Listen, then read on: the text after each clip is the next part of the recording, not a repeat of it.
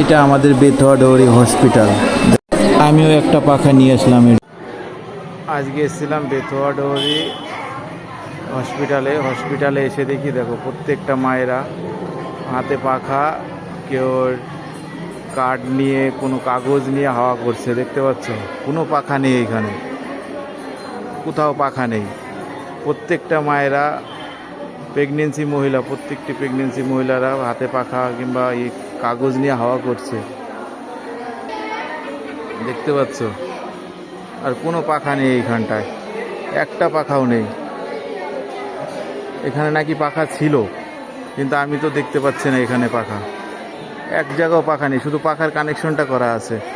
দেখেছো, পাখার কানেকশনটা করা আছে, একটা পাখা নেই। আর গরম, আর প্রচণ্ড গরম আজকে।